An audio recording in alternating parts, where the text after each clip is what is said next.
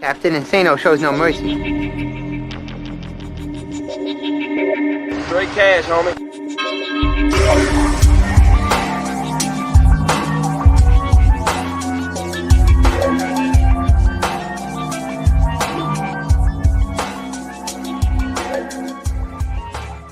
Hold on to your butts.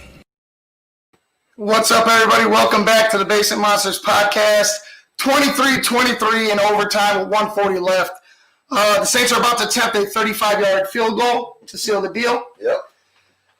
Barring the field goal, they still have to kick it. There's a lot to be said about the discipline of this football team. There's a lot to be said about how your team comes out in the second half, in the third quarter. How your team just how your team faces adversity. To be honest with you, because right now it looked like for about an entire quarter the team was flat on their ass because they let a wide receiver who is nobody in the Bears just lose 26-23 on a Will Lutz field goal. This is a coaching loss. I feel like this is a coaching loss. You know why the Saints won that game? Because Sean Payton put them in position to win that game. Well, from the jump, they were down 13-3. 13-3. They never faltered. They stood to the game plan. They even adjusted at times. They instead of running that quarterback dive with Taysom Hill, they move them out wide. They were doing things better than you, and then you guys came out flat. Couldn't run shit. You're running jet sweeps again. On 3rd and 1, you're doing all the same bullshit that we're accustomed to, Matt Nagy. Give up the fucking play calling. The Bears are in position to lose because the coach put them there. And they still can't run. That's another thing. The best running game they had all season, and they couldn't run when it counted. And that's what the Saints were able to do. I mean, Kamara was running loose all over the field, whether it be running, catching a short 3, 4, 5 yard pass, and taking it 50 yards. Taking 50 yards. It's just yeah. I mean, it goes. The offense looked decent that first half, and then all of a sudden, the third quarter, they just reverted. And let's just kill the elephant in the room. Let's just beat that elephant in the room. Javon Williams needs to be cut tomorrow. Your ass needs to be gone. Yeah. That shit ruined, and that killed all the Bears' momentum. They went from here to fucking flat in no time because Javon Williams, being a selfish fucking player that he is, decided to take acting matters into his own hands instead of letting his play speak for it on the field. 100%. You dumbass. You cost your team. You cost your team. That 15 yards, in looking at the entire game, that 15 yards and the deflation of the Bears sideline was everything. Yeah, and we said, had that happen in the heat of the moment, I don't think it's that bad, but when you come up from behind the guy and just and then just sucker punch him. You fucking sucker punch him. That's terrible, man. That's dirty ass shit. Get him off the team. I don't want to see Javon Williams on the team. I don't want excuses for him. Back on the field. I don't want excuses for him. No. I want him cut. He needs to be cut. This whole BU fucking mentality is looking like you're just. There's no accountability. It looks like no accountability. Right. It looks like you're letting players do whatever the hell that they want. You need to step up as a play caller, as a coach, as a head coach. You need to hold grown men accountable when they're not making blocks, when they're not making plays, when they're fucking dropping the pass over and over and over again. Jimmy Graham, this is your game. This was your moment, and you blew it time and time again. Inconsistency, not lack of execution. That is the Chicago Bears identity. Yeah, that's really all you could say. I mean, they played good in the fourth quarter, but when you're going flat in the third quarter, it doesn't really matter if you can play great in the fourth quarter because who knows what you give up. And I'll tell you what, you pull that and go flat shit in the third quarter against Aaron Rodgers. He's gonna light your fucking ass up. He's gonna light you up. He's gonna make you. There's no ifs, ands, or buts about it. Aaron's gonna light you up. And they lost today, but they're coming back on the Vikings. Yeah, no, they were. They lost today. They'll come back on the Vikings. They were. They will put the boot to your throat if you come out with this gimmicky bullshit again, man, Nagy. It's been a sad. We're 5-3. and we might as well be two and what God knows what 2-6. Yeah. Might as well be 2-6. It was piss poor. No effort when you're down. You're down. You're chasing. All of a sudden, the tables are flipped, and you guys are walking around, going through the motions. Did you quit on your coach? Did they just quit on their coach in part of that game? Did they just quit? They might have. And I don't think it would be. I think it would be too late if they did. You know what I mean? Like, there's somebody needs to get a message, and I don't know how you send that message, but Matt Nagy is not picking up on anything. Anything. He's not the guy. He's not picking it yet. Yeah, he just doesn't. He's not picking up on anything, whether it be players miffed at him for calling shit plays, or whether it be him and Foles going back and forth. It's like you finally same saw thing with Mitch. Yeah. Same thing with Mitch last year too. Exactly. It's like it's just like you even have the national media telling you what's wrong, and you want to be. You got Troy Aikman. You have Troy Aikman pointing out why are they not moving? Why is there no urgency? Why is there no effort? Yep. You guys are down. You guys are chasing. You guys came all the way back and tied the game. Mm-hmm. Why weren't you going for the jugular? Why were you? Troy was calling it. As much as I hate this tandem because it's just personal reasons. He was spot on. You're going short. That shit wasn't working. Mm-mm. You need to go after it. Challenge him. And then try to, and then you want to call a run play on 3rd and 3, 3rd and 4 for the. Come on, dude. All right, right now we're gonna go ahead and bring in my guy El Jefe, as I like to call him. He's the guy that runs everything at Sports Zone Chicago. He is the creator, the mind, the genius around it all. The superback, Sean Sierra, and I know he's got some shit to say. Sean, what the hell was that? That was a complete coaching loss. You saw Sean Payton lead his team to a victory because he is the coach he is, and you saw Matt Nagy's team completely lose discipline today. I can't tell you how pissed I am. I can't even tell you how pissed I am right now. Matt Nagy has got to go.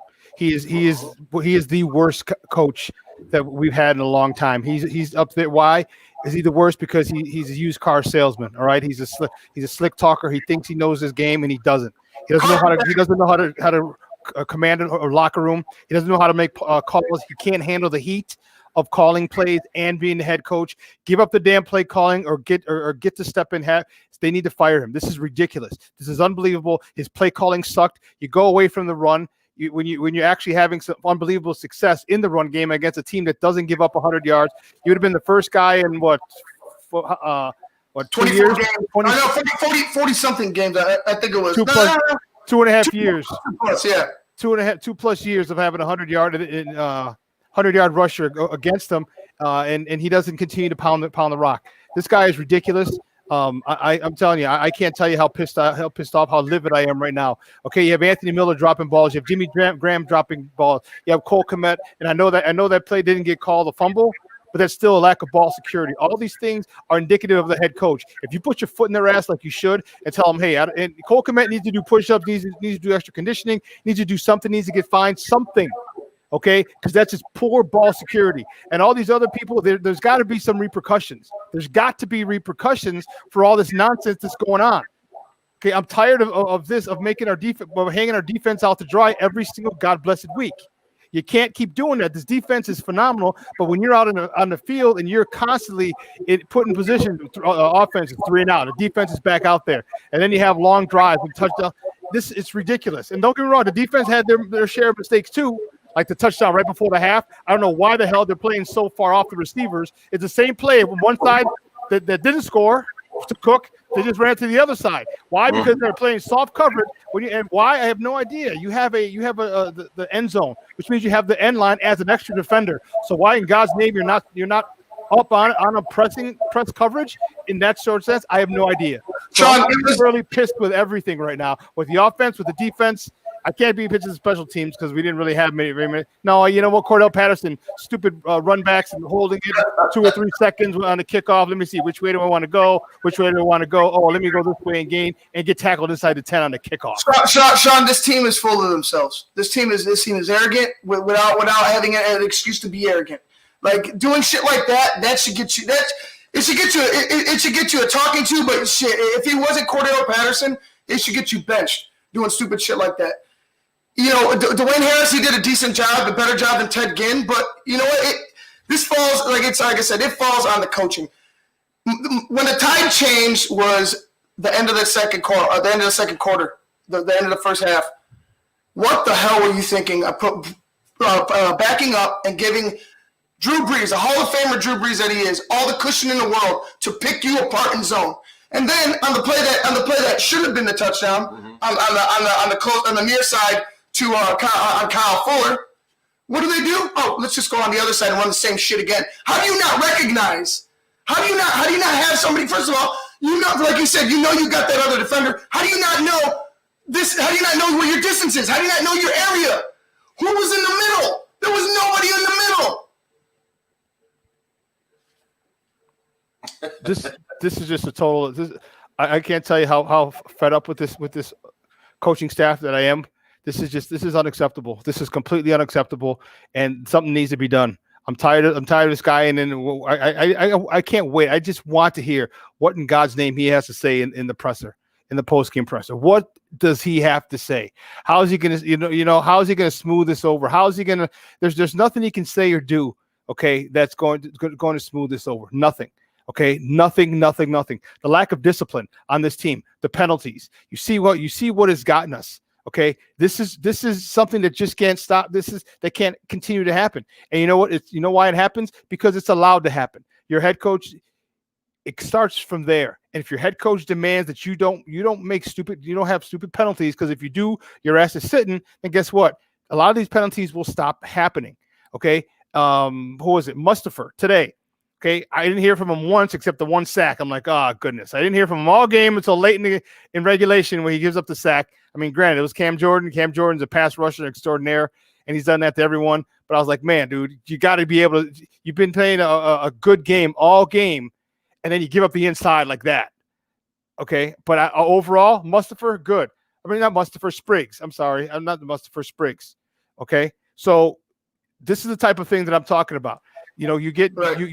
We've talked about having Spriggs in there earlier, and they're like, no, we can't play him. Why not? Put him in there, see what the hell he can do. Put him in there, see, and if he craps the bed, then guess what? Then you can't play him. Okay, because there's some people there who are gamers, and some people who are not. And no, I didn't say he crapped the bed. He had one bad play. He had one bad play against Cam Jordan, and that was it. And other than that, he was fine. Yeah, that's it. That's how I wasn't saying that you said that. I was saying that he didn't crap the bed just like Mustipher did crap the bed today. So what was the excuse all week long? You had Rashawn Coward out there who was, when he was at left guard, was still making the same mistakes he was making the week before. You go ahead and you put Bars at guard, you don't hear from Bars all game. You put there's a guy who just said Spriggs on a tackle, and he gets beat on the inside by a Pro Bowl defensive end. Okay, that's fine. You didn't hear his name being called consistently. You saw Nick Foles. The only time you heard his name called. That's the only time. The one play. Exactly. You saw Nick Foles with time in the pocket. So why haven't you gone here before? This offensive line patched up looked better than they did all season. That's what I was just getting ready to say. Is like, as a coach, it's your job to know these things. You know, like obviously. You never know when an injury is going to happen, but you shift, you make do. But how come they had a better running game with this jumbled together offensive line than they'd have with their offensive starters? You know what I mean? It's like you have to know that these guys can play these positions. I mean, you have to. I mean, if I'm a coach, I'm going to run drills with a jumbled line just to see what happens. You know, because if you get a guy in practice that's dogging Khalil Mack or Hicks or whoever, be like, hey, let's give this guy a shot. But like. You just want to be you, and that's that going back to Matt Nagy with that be you stuff. I feel like that is his whole team is his scapegoat. Yeah. Because when he comes out and says, "Oh, I told them to be them," so he's just being him. Well, when are you going to be you, Nagy? When are you going to be the coach? You are the coach. You need to be you as much as you're trying to instill it in these guys. You need to nut up and get on your guys when they're making boneheaded plays or doing shit like Eric Wims did. Oh, Javon. Let me go there. Dude, Sean, I've I've been heated. I've gotten people's faces. We've thrown hands to the face constantly. This man, first of all, the offense wasn't on him, and I get protecting your team, whatever. I understand that. The man had his back turned to you. You're in your own territory, trying to pretty much put a Saints team in a tough position. Mm-hmm. You go ahead and you with this man's back turned, run up to him, smack something out of his hand, and then sucker punch him. Not once, but twice. That is some punk ass shit. You should be cut tomorrow. I don't want to see Javon Williams on the team again. I say suspend him. I say suspend him 2 or 3 games. As far as being cut, I don't know. I don't think that's. No, he needs to be suspended. First of all, he will be suspended by the league. That's for sure. Right. So that's a given. And I think when he comes back, they think the Bears should put him on the practice squad for a couple weeks, or make him non-active for a couple of weeks just to show him like this is nonsense. And this is the thing that we're talking about. This is exactly the thing we're talking about, where the lack of discipline comes from your head coach. Because have you ever seen a Pittsburgh Steelers do this with Mike Tomlin? Nope. Have you ever seen anyone do that with Belichick? Nope. Have you ever seen anyone do this with some of the other respected head coaches throughout the league? No, you don't. Okay, so what that means is they have a lack of respect for Matt Nagy, because when you have guys who do that, they don't give a damn. You mean to tell me in all his years of playing that you don't realize that if you throw a punch that you're not going to get flagged and thrown out of the game? You've been playing ball since you were probably 8, 7, 8, 9 years old. It goes all the way down to Pop Warner. So you understand the ramifications of what happens when you throw a punch. So the fact that you didn't care that you threw a punch and you did it anyway means for you being suspended once you get off suspension from the NFL. I mean, I agree. To me, that's inexcusable because of the circumstances that you were in. You were in a predicament yourself, but you were able to move the ball. Things were starting to work nicely, and then all of a sudden, it was just like the whole psyche of the team changed. Everything flipped. Everybody was just like, "What in the hell is going on out here? Like, what just happened?" Yeah, no. The biggest thing, like the bigger picture that they need to be looking at is you were playing a Saints team. You had opportunities. You had plenty of opportunities to win. You had them all the way till overtime. This guy does this boneheaded play. You lose the game to the Saints. Green Bay got beat today. Now you've gotten beat. And then you got to go play Titans, which we don't know which Titans you're going to get next week. It may be the great Titans. It might be the sorry Titans. They're coming off of a two-loss. But if you lose that game and Green Bay wins, and then you have to play Green Bay again and you lose that game, I mean, you just really shot yourself in the foot by that. Like I said, that like you said, that psyche dropping. It changed the course. You could see it. You could see guys. They even said, remember, Allen Robinson goes clear down the end of the bench by himself, talking to himself, is how frustrated he is. And hey, I mean, like I said, it takes one guy to spoil the whole team. And like I said, if they lose these next 2 games, man, they're in trouble. They're in trouble. They need to find a way to. They don't. I don't think they're going to do very well. Tennessee's going to be at home next week, and Derrick Henry. They're going to be. First of all, we can't stop the run. They have a battering ram a battering ram who can run away from you, in the same guy in Derrick Henry. It's going to be a long day for the Bears defense when they start running it down their throat. So now that's going to be 3 games in a row and going to play Green Bay. That's not a good deal. All right, Matt Nagy, I'm tired of it. I'm tired of this lack of discipline, this lack of sense of urgency. The clock. First thing I look up is there's 7 minutes to go, and next thing you know, there's 3, and I'm like, there's no sense of urgency. There's no sense of urgency in this freaking team. They act as if that they have time to spare, and they don't, and that's the problem.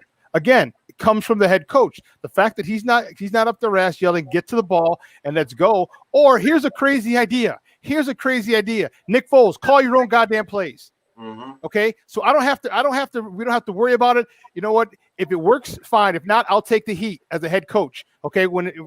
Earlier in the game, when his headsets went out and he had to run to the sideline, I just would have said, you know what? Keep it. I'll call the plays. But later in the game, let Nick Foles call his own plays. He's the one out there. You're the one, obviously, who can't see Jack Spit because you're making these shitty play calls. and getting us in horrible second and long situations. Horrible second and long situations. And this is a guy who's come to save our offense. This guy's ridiculous, and I'm fed up with this guy. I'm fed up with him. I want him gone yesterday. All right, we need a new, and it sucks because we got a defense that's championship ready, and we got an offense that's Pop Warner at best. This defense shut down the Saints pretty much. Shut down the Saints, especially early. You know, I want to know what is going to be said by Matt Nagy. What is going to be said? What excuse? Like you said, you got to start holding guys accountable. You can't just be like, oh, you know what? We're 5-3. We're second in the division. I don't want to hear these fucking moral victories because there's no victories in this. There's no victories in this. Matt Nagy, you're losing your team quickly. It's slipping away from you. You have Allen Robinson, who's not that animated, be animated on the sideline, but in a negative light. You're looking clueless out there. Nick Foles is frustrated. You're looking clueless half the time when you're coming out in the second half. Every second half drive is dead. The team is flat. Like, where's the motivation? What do you tell guys in the locker? I want to know what is said from Matt Nagy in the locker room. Are you just patting guys on the ass? Good job, bud. You're trying your best. Are you demanding the best from them? I don't even know what to say. I'm so livid right now because I'm going to just start F-bombing, and that's not exactly what I want to do. You know, this is a situation that's continued. It's gone on far too long. Yeah. This is an indictment of the head coach. This is an indictment of the guy who hired the head coach. This is an indictment of the guy who hired the head coach, but who's failed to provide offensive line stability for this team. Okay, this is a situation where everybody has decided to put their hand or contribute to this loss.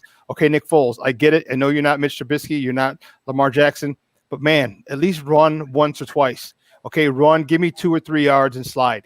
All right, give me something, because you sitting back there and waiting is not getting it done. All right, you're throwing off your back foot. Shit, Mitch Trubisky can do that. Mitch Trubisky, and the numbers have shown this year that Mitch Trubisky's numbers are actually better than Nick Foles. So if that's the case, then go back to Mitch Trubisky. So now you have somebody who can run the God-blessed ball when things break down. Okay, so if this is how it's going to be, okay, and trust me, now you have more control over Mitch than you had before, because now you can say, hey, I'm going to pull you out, and this will be the last time you're playing unless you get hurt. I have no problem if you wanted to make the switch back to Mitch Trubisky. I don't want to, but if you did, fine. Something to get this. You know, everything, it's so funny, is Troy Aikman said everything that I wanted to say, and I was yelling at the house. I'm yelling. He said everything that I wanted to say. No sense of urgency. He said, Mitch Trubisky's numbers are better than Foles. Foles throwing off his back foot. Foles staring down receivers. Foles. Listen, I know you're a Super Bowl MVP quarterback, but God bless it, man. Just start playing like one. And I get the fact that you had pressure a lot, okay? But there are times when your ass could have stepped up in the pocket and made a play like a pocket quarterback that you supposedly are. Then you know what? What do great quarterbacks do? You step up in the pocket when there's pressure coming from the outside. You step up and you go where the pressure came from. Step up if the pressure's coming from the right. You step up and then move to the right because there's nobody there because the pressure's behind you. These things are unbelievable. I'm tired of these 2-yard routes on 3rd and 4. These routes that are being called and these routes that are being completed, this is childish garbage.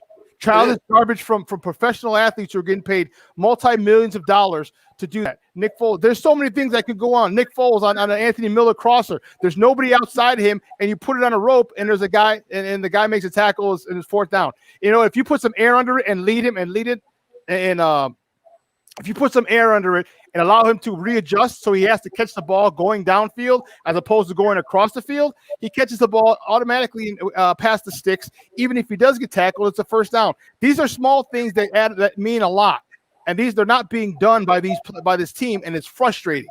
It's frustrating. You know, it's one thing to blame be frustrated and blame the head coach for a couple games. But this isn't a couple games. It's 2 seasons. This is 2 seasons. This is who you are. Right now, I wouldn't be shocked. Actually, I would be shocked if they went to him, but I wouldn't be mad if they did. I'd be yes, if they went to Mitch. If they went to Mitch, first of all, you've condemned yourself, but it'll be the first time you've actually admitted a fault. You know what I'm saying? Mm-hmm. It seems to me that every time I hear him speak, he's pointing, like he's not pointing the finger, but he's just, oh, here's this. Oh, but here, look at this. Smoke screen. Here's another smoke screen. Oh, well, this is what we have to try to do. He speaks to us like we're fucking idiots during the presser, like he's breaking it down to such a small, minute detail that it's like, hey, dude, we get it. Why isn't it working? Right. Why isn't your offense working? That's it. It comes down to that. You are failing as an offensive play caller. Why hasn't it worked? And why do you have a coordinator? That's the bottom line is what he does is he talks to us as if we're dumb enough to believe that there's someone that he's not talking about himself. He sits there and says, "Well, we need to get Cole Kmet more time." Well, who's calling the plays? Who decides the formations? Who decides his playing time? Then he says, we need to do this. We need to do that. We need to do this. Well, then, you know what? And that's the thing that bugs me about people with credentials. And when saying, wait a minute, put him on the spot. Say, you're the one who, why isn't he getting more time? Do you need to have a conversation with yourself? Do you need to schedule a meeting with yourself to petition yourself to get Cole Kmet to more time or to get David Montgomery more carries? Stop talking to people or stop talking around in circles. This is why I can't stand him, because he's a used car salesman. People need to put his feet to the fire and hold him accountable. Okay, this is not working. Why do we not have more tight end pops? Why do we not have more Jimmy Graham 5, 6, 7 yard turnarounds, and my body's bigger than your body, so I can catch it in front of you, type passes, for lack of a better thing. You know, the one in the end zone where he was missed. They showed that one earlier in the game. He was mad. He was like, "Wait, I got my guy. I'm 6'7". The cornerback's 5'10". I don't know about you, but that's a pretty good height disparity. And I've done this a couple of times here, so you know. So why the hell Nick Foles hasn't looked for him in the red zone? I have no clue. Now this is the time where you need to stare down a receiver. This is a time where you need to stare down a receiver. You come to the line. You see who has your guys. Okay, I come up and I survey the field. I'm like, who's got him? Who's got who? He's got him. Oh, snap. There's a mismatch. I'm going to there. I'm going to this guy. Jimmy Graham's got a 5'10", 6'1" cornerback. Jimmy Graham is 6'7". Mm-hmm. I'm going to let the play develop. I can look elsewhere, but I know I'm coming right back to Jimmy Graham while he sets up and goes and posts up in the end zone. Okay, I can hold the safety if there is one. I can hold the safety here. Come back to Jimmy Graham next. In the last second. So why these things aren't working, I have no idea, and why they're not doing anything. Again, sometimes football is simple if you make it and you keep it simple. If you don't keep it simple, if you try to be the smartest guy in a God-blessed room, like these two are, like Ryan Pace and Matt Nagy always try to do, then you make it complicated. Then it becomes difficult. Then you have an offensive quote-unquote guru whose offense can't do jack spit because he's trying to outthink people. What's with this stupid double reverse pass, a double looking zing-zang reverse flip to the – look. They got nothing. It was gadgets, smoke and mirrors, shiny bells. This guy is a joke. Like Sean. I'm hearing you, and you're speaking truth. But hearing you kills me, because it's like, why are we still doing those? Why are you still sticking with those plays? Like, they're going to be successful with the personnel you have out there. Right. It doesn't make sense to me. Like, the guy he's pretty much condemning himself. Week after week, he condemns himself. He says one thing, and his team does another. What? Like, who the hell are you? You're like you said, you're a fraud. You're a used car salesman, and you're just feeding us. You're just feeding us enough bullshit that we hold on to watch you next week. Mm-hmm. It's all the way to the top, just like Sean said. You get a guy like Pace who just falls in love with Mitch Trubisky, gets him, finds out he's trash. Brings in another coach, then he gets his quarterback, and so now Pace can say, well, this is your problem. So whatever you do with it, if you make it look bad, it's on you. And so it's just like the accountability. It's just like it just keeps getting passed over here, passed. Just like you're sitting in a smoke circle somewhere. It's like, here, You go. You take the trouble. You take the problem. Your turn. You take the problem. Just, you take the problem. It's ridiculous. I would agree. I mean, I'm not, like I said, I'm not a huge Bears fan, but just watching like every week and watching this guy, it's easy to see. I mean, it's just like I don't think anybody knows whose team it is. That's what I think. It's nobody's team. It's nobody's team. I don't think nobody's team. There's nobody's team. That's why you got like Allen Robinson walking off from the whole team and going over by himself and just, here's what happened. Things started to go wrong for the Bears, and they started to unfold. They started to unravel, and that's when Matt Nagy either needs to call a timeout, take a penalty, bring the guys over to the side, and say, "Hey, listen, calm down. Everybody, take a deep breath, calm down. We don't need any more plays like this." All right, and go look at everyone in the huddle. Say, listen, I need you to calm down. Are you okay? Are we good? Relax. Boom. Go through all 11 people in the huddle. Say, are we good? Okay, I can't have any more nonsense like Javon Wims. Okay, he's gone. That's over and done with. We can't have any more nonsense because we're on the verge of going in to score a touchdown, and now we got pulled 15 yards back, which really hurts this cause. So I need us to forget that play, and I need us to move forward from this. No more false starts, no more illegal shifts, no more illegal formations, no more holdings, none of this BS, and let's get down to playing football. That's where a coach nips it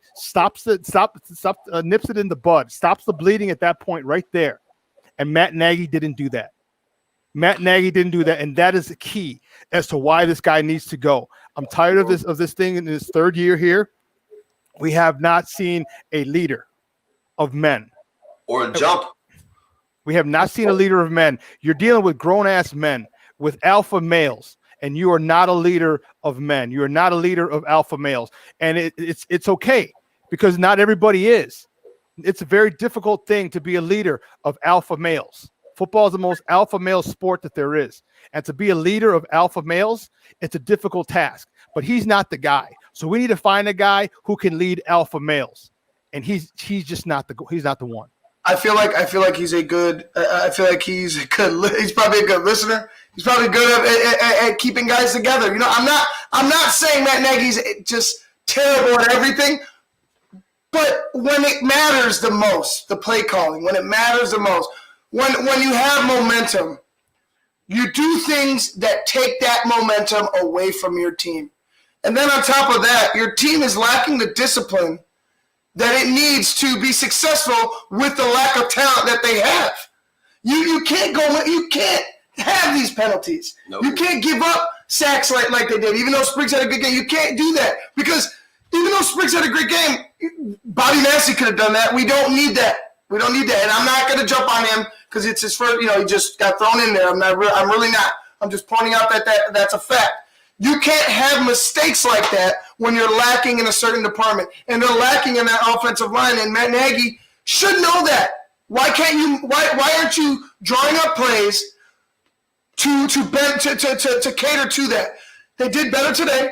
I thought they started to, and then all of a sudden everything went off the rails. He lost. It was like for that third quarter, he lost control of the team. Mm-hmm. But that's the problem. I know that's been the problem. The third quarter has been horrific for the Bears. So, which is another scathing indictment that this guy can't coach, that this guy can't make adjustments. Okay, because when you come out of halftime, your third quarter, you got to make adjustments of what's been working and what hasn't been working. I agree. And they also, I feel like early in the game were north-south, and then the next quarter, those north-south passes got a little bit shorter. And then towards the end of the second quarter, then they started going east-west. And it's just like you start dialing the offense back when you were having success deep. And that just things like that are just like just bipolar, really.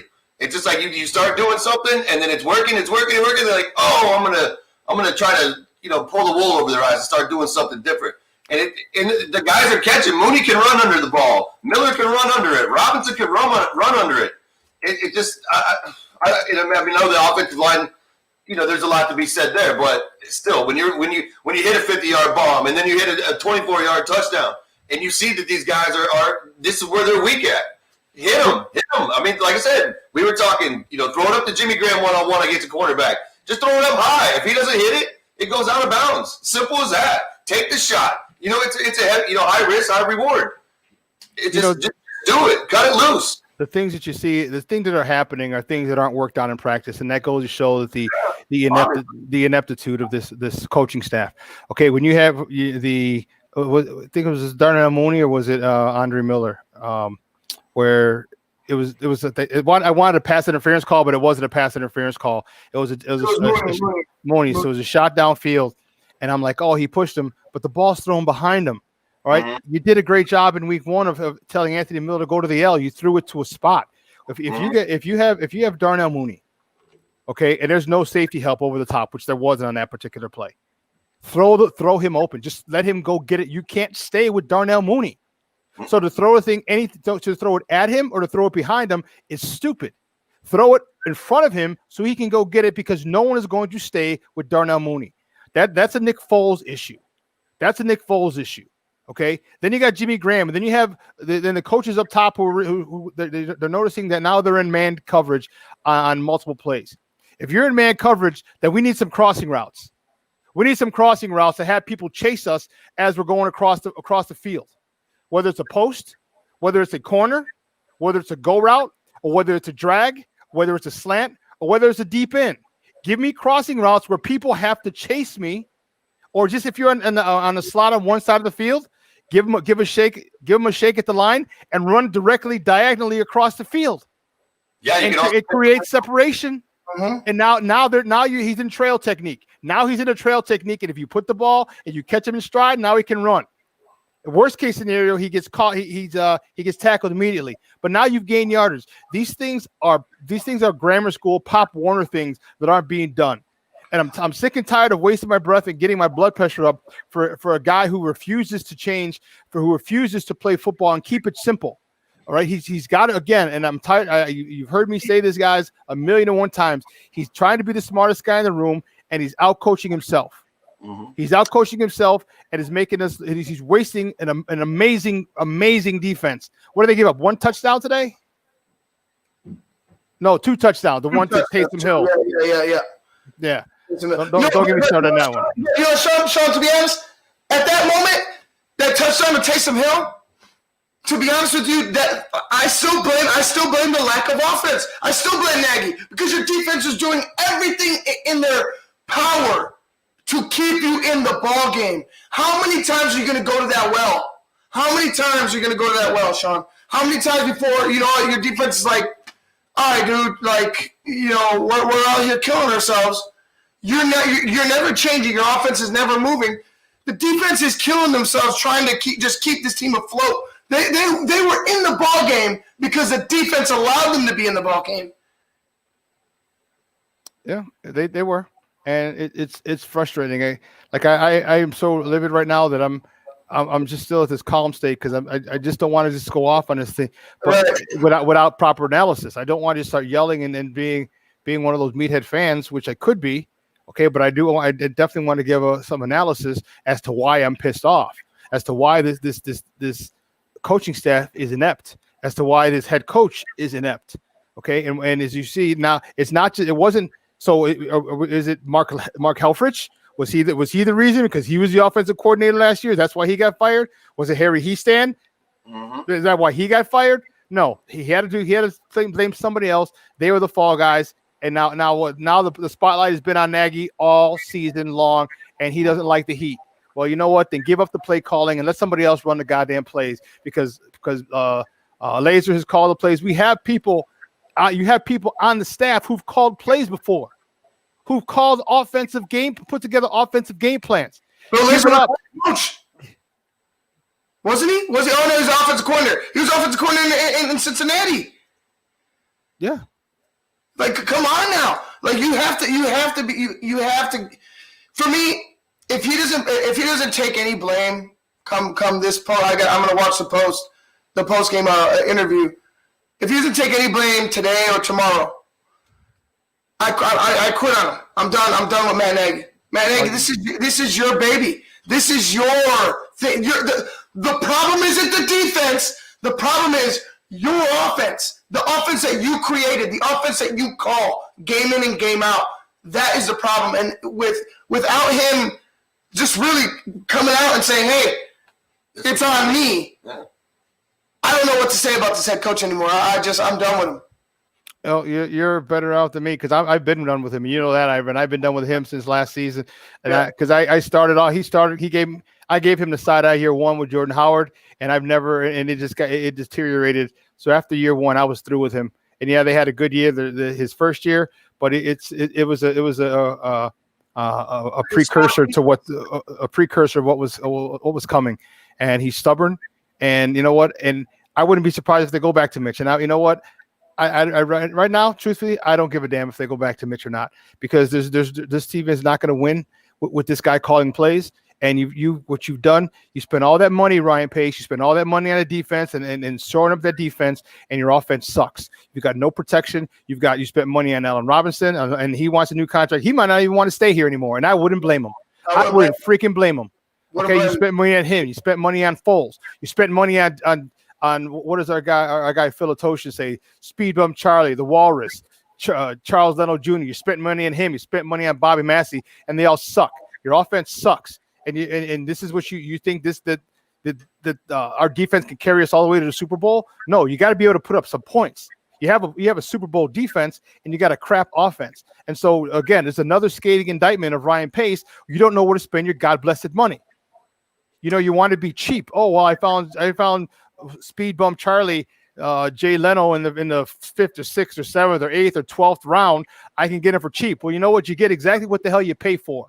Mm-hmm. You get exactly what the hell you pay for. He sucks. He had, you know what? And I was a big proponent. I said, hey, listen, he had one good year in 18. He had one bad year in 19. Let's see where he's going. Guess what? He's continued to regress in 20. And I highly doubt that he's going to rebound and come back and have a great rest of the year. So you know what? I kind of know where the hell his production is going, and it's going through the crapper. It's going through hell. So you know what? This is all Ryan Pace.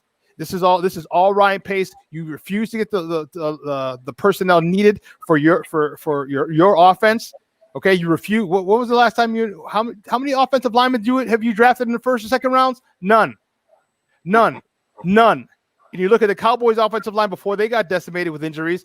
I think four of the 5 were first or second round picks. No, Sean, you could just find offensive linemen on the street. You didn't know that? There's a tackle over there. There have been offensive linemen on the street, and he won't go sign them. You won't go sign them either. You got Curtis Spain, the guard, who just got let go. Yeah, okay? It's there's trade. We're going to talk about this tomorrow. The center from Atlanta he was dying to get out of Atlanta, dying to get out of Atlanta, and all of a sudden we just talked about Alex Mack. Yeah, so Alex Mack he's dying to get out of Atlanta, and you know what? If he finishes the season with Atlanta, guess what? He's a free agent, and Atlanta said, well, at least we can trade him. Get something. This guy's looking for a change of scenery. Get him over here. Put him at center. Put Cody Whitehair at right guard or left guard. And when James Daniels comes back, you can put him there next season. But now you can move Cody Whitehair to left guard to keep Fetty, or put Bars at right guard. Whatever you got to do. But now you have your center and 2 guards. If you want, we have options. But he doesn't want to do things.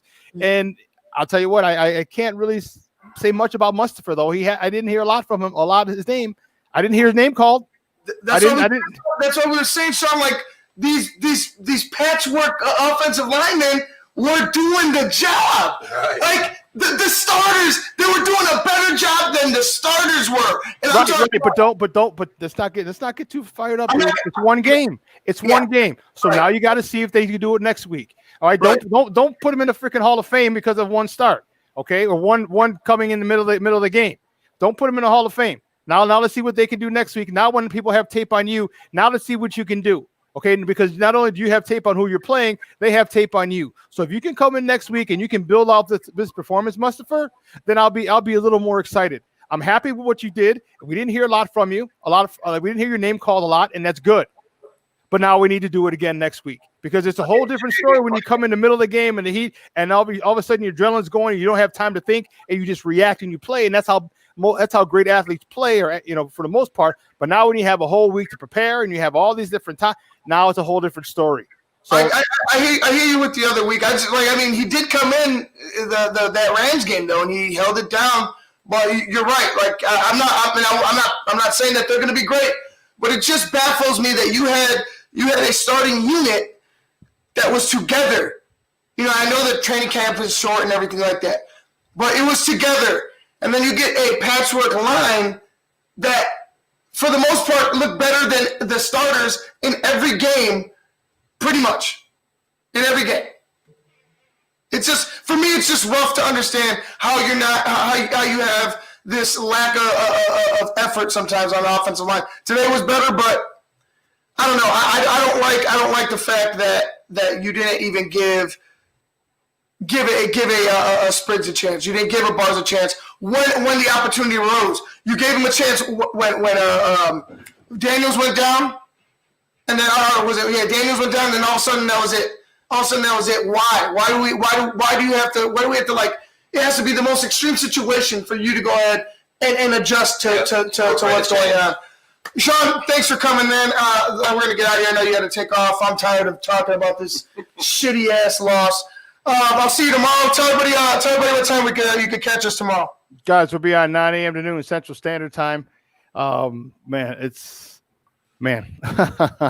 have a lot. We have a big time show tomorrow.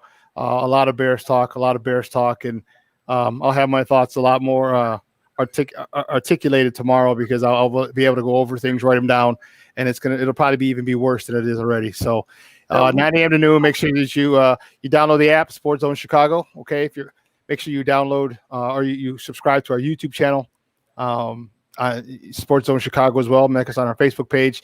So download the app, subscribe to our YouTube channel, like us on Facebook, follow us on all social medias. Sports Zone Chicago on Facebook and Instagram, and on Twitter it's at Sports Zone Shy. That's CHI at Sports Zone Shy. All right, guys, we'll see you tomorrow, 9 o'clock, bright and early. Later, Sean. All right, guys. Well, that's gonna be it for us. I'm still just wow with the whole thing. Wow. Yeah, it's telling. It's very telling. The thing is, next week you got a lively Jadeveon Clowney. So if they start moving him around, is that line still going to play the same? Yeah, and then your defense has to get punched in the mouth by Derrick Henry for 4 quarters. So right, and not get rewarded from it. Well, and not get any type of reward. No, the thing is, they're going to be on the field so damn long because they, the offense can't do anything. So it's going to be the defense that has to do something in order for them to be able to win. And it's your defense is just dead ass tired. You can't expect. I know, and it's like, what the fuck? What do you expect them to do? We can't expect them to pick 6 every game. We can't expect a scoop and score every game. Matt Nagy, your offense is piss poor. The offense is the reason you're struggling and been struggling. In every aspect, almost. In every aspect except coming back from 16 down. Mm-hmm. That's, for some reason, you've been pretty decent with that. You've been pretty decent with coming back. That Tampa sickness. Yeah, they're decent at coming back, but I'm like, man, why don't you use those those comeback plays as your regular plays? Or maybe start the game with them, get some points up. Maybe score first. Yeah, score. And let your defense play. Oh, so score first, and then. There you go. Okay, all right, I got you. There you go. All right, guys, we're going to get out of here. This has been the Basement Monsters Podcast. I'm Ivan Vargas. That's Luke Nettles. I'll see you tomorrow on Sean Meyer in the morning. You've been watching the Basement Monsters Podcast on Sports Zone Chicago. Fucking Nagy, dude. That Nagy ball is trash, man. Nagy ball. Nagy ball is ass. Go, dude.